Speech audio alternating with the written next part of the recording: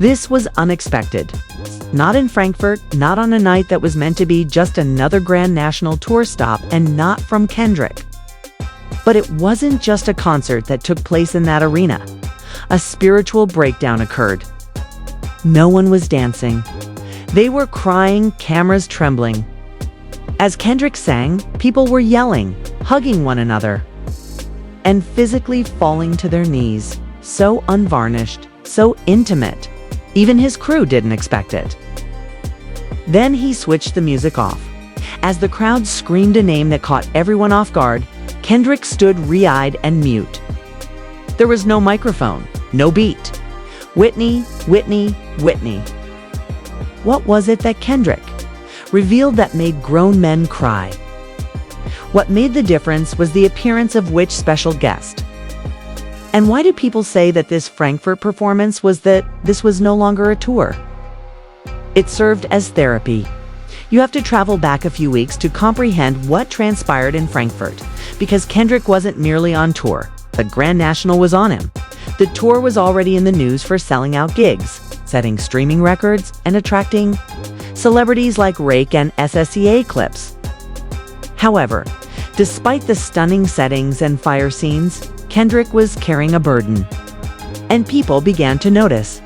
Before Frankfurt, insiders began sharing odd information, the fractures, and the rumors. According to tour's assistant, Kendrick was not showing up for sound checks. Matanding agrees. Kendrick spent the next hours backstage by himself, without a phone, without a crew. And in complete quiet before the Berlin event. A backstage source told a hip-hop blog, "He's going through it. You can see it in his face. The energy feels different, like he's building up to something big." At that point, he broke down mid-verse, stopped the track, and covered his face while performing Mother I Sober.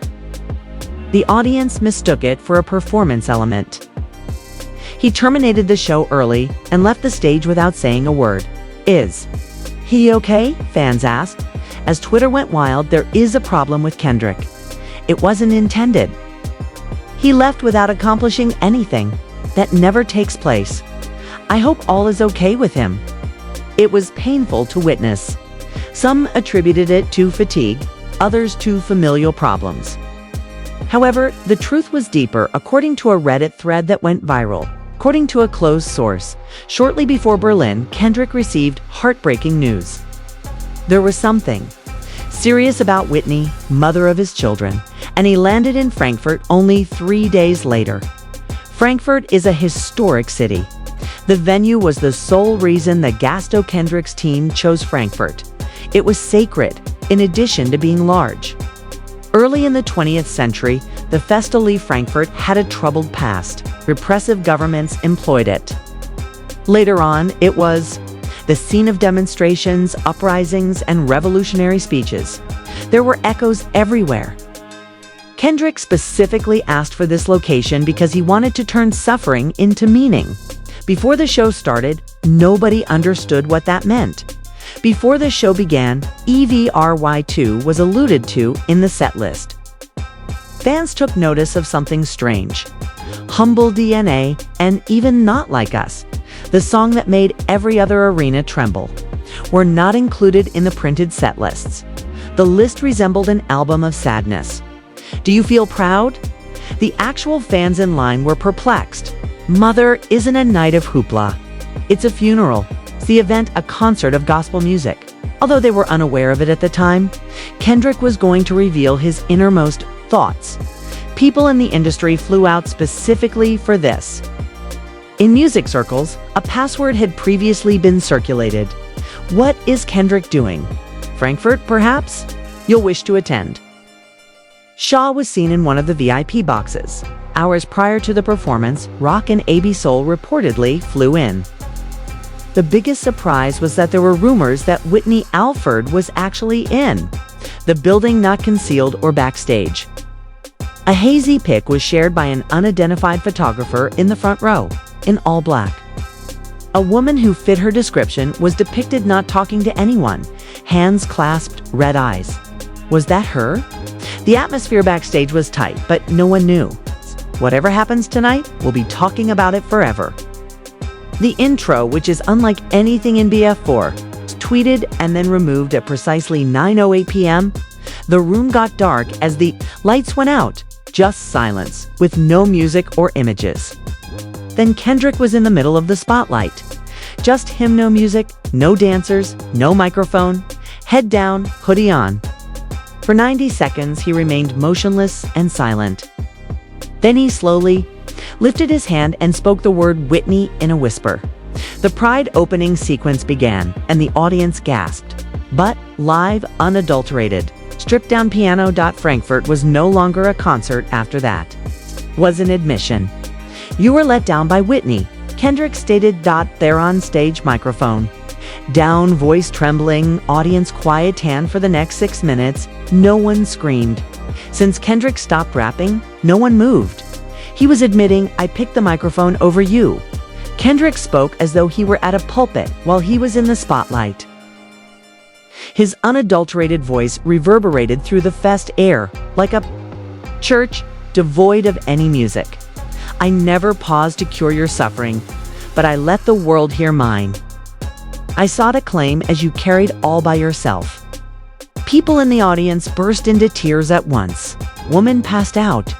She was still crying, so security had to come to her aid. A key claimed he nearly withdrew from the Frankfurt performance completely. Kendrick went on, "I made albums about trauma, about fathers, about loss, and about chains, but I never wrote about the one thing I was most afraid of losing. You." Key stated that he was afraid Whitney wouldn't show up because he hadn't spoken to her in days. Memories they never shared were projected onto the stage. And then the screen behind him flashed to life. It wasn't the tour visuals, though. It wasn't a promotion. They were actual home videos. Kendrick rocking his infant to sleep. At family gatherings. Whitney sits by herself. He was holding his head while pacing the studio. These were no showpieces. They were genuine, unvarnished, and intimate. The audience remained silent. The first shift occurred when Kendrick remarked, "I told myself the art was for my people. But if I lose my family in the process, who am I? Who am I?" He attempted to leave the PTO then, right there on stage. Kendrick revealed that he attempted to cancel the Grand National Tour's entire Europe leg. "I was finished. I was no longer able to pretend. I instructed my team to issue a ticket refund. I informed Live Nation that I would not be performing on another stage."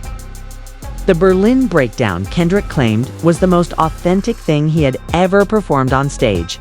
People believed it was a moment. Quay was the one who broke down. Guess who, nevertheless, persuaded him to continue? Quay, not his team, not his label. Not even his daughter, J-C. Suddenly, the voice of his daughter fills the space.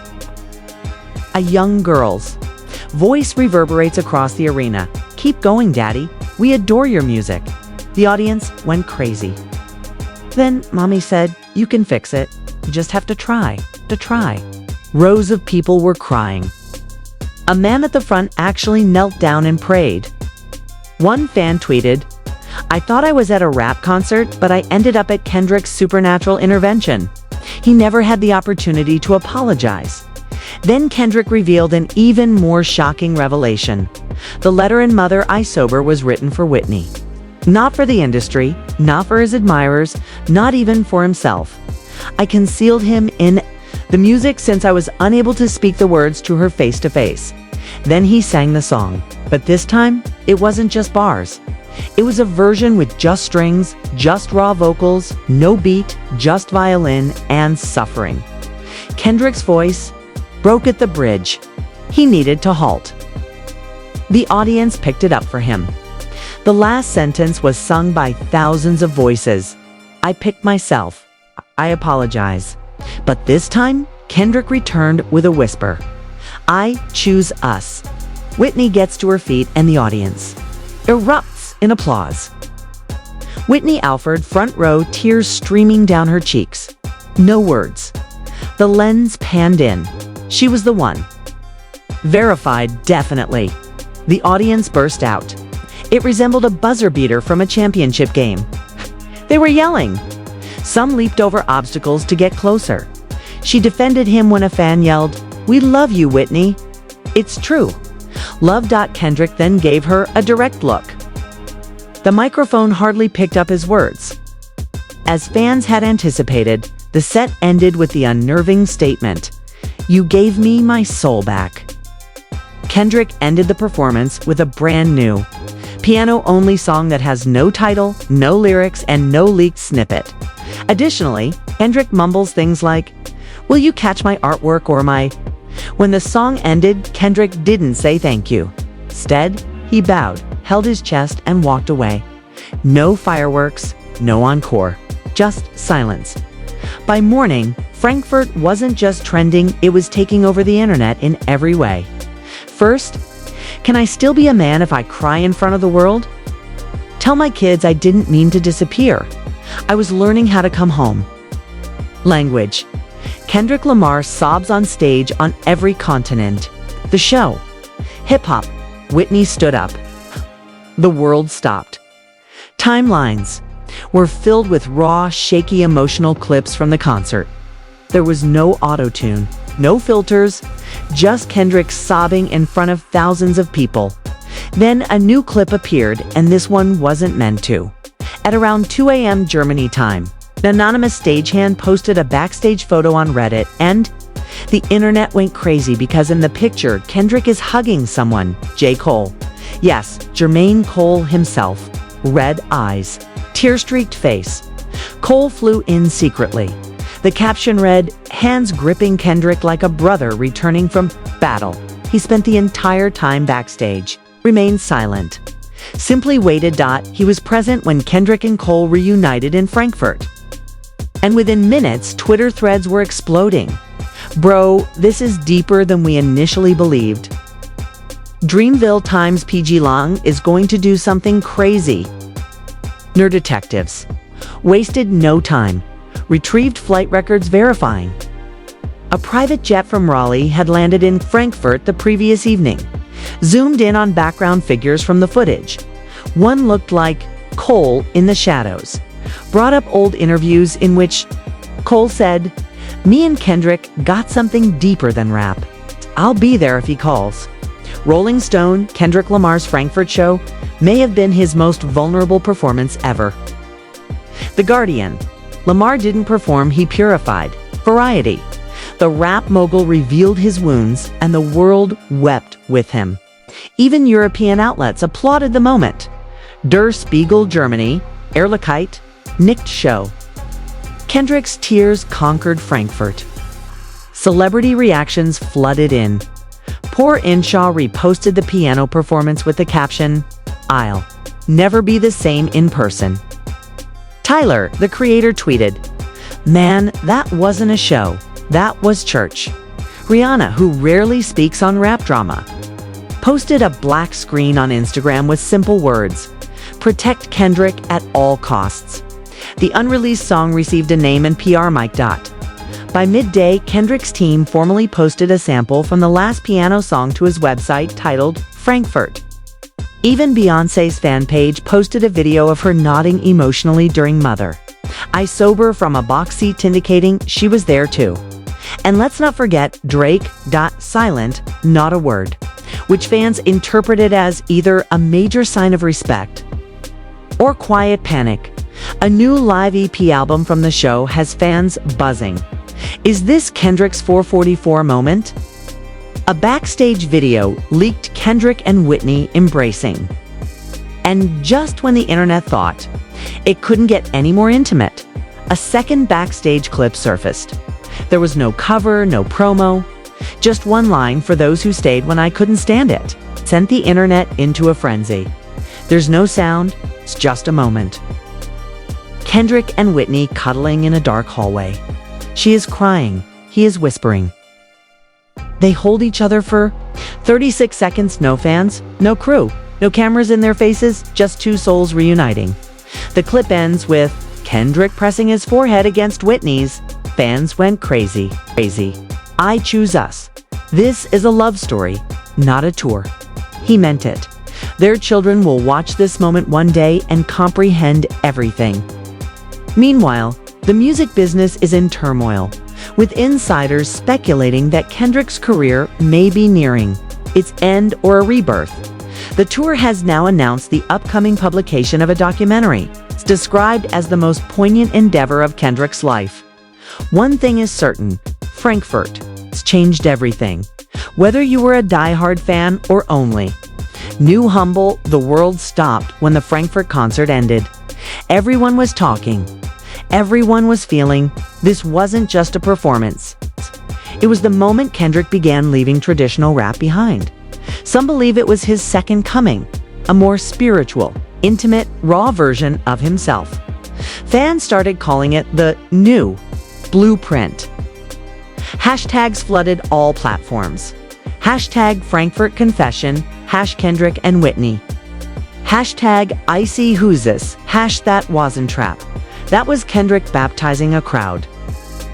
I'd never cried at a concert until last night. This man healed his relationship on stage. In other words, it wasn't just music anymore. Industry reaction, we weren't ready. Even Gen Z, a generation often criticized for emotional detachment, called it the most authentic thing hip-hop has seen this decade. TikTok flooded with emotional reaction videos. Fans sobbing in voiceovers of Kendrick whispering to Whitney. Edits of Whitney standing up sync perfectly with real audience gasps. Executives, artists and producers paused their work to respond. Pharrell Williams posted 3 words on a black square. Thank you. Kendrick. Timbaland tweeted, "This generation got their Marvin Gaye moment last night." Terrace Martin, Kendrick's longtime collaborator, said on IG Live, "We've done symphonies. We've stood at BLM rallies. But the most outrageous thing Kendrick has ever done was last night. No marketing, no playlist. Only suffering, love, and growth." Def Jam execs allegedly held an emergency meeting to rethink artist storytelling strategies. A leaked email read, "This is no longer just about bars." Even Drake fans and neutral observers were uncharacteristically quiet. The internet hailed Kendrick. And the other side? Silent. Not a meme. Not a jab. No clever lyrics, because even they knew this wasn't about rap beef anymore. A fan tweeted, "Kendrick did more in 20 minutes of silence than Drake has in 20 years of flexing." It's no longer about bars or victories. It's about healing. Bro, we watched Therapy live. Meanwhile, Zeus Network, known for drama and viral brawls, made a tone-deaf move. Trying to hijack the moment, the backlash was instant. Read the room. This isn't your circus. You're mad because he did something your whole network can't? Show progress? Kendrick had grown men sobbing. Respect that.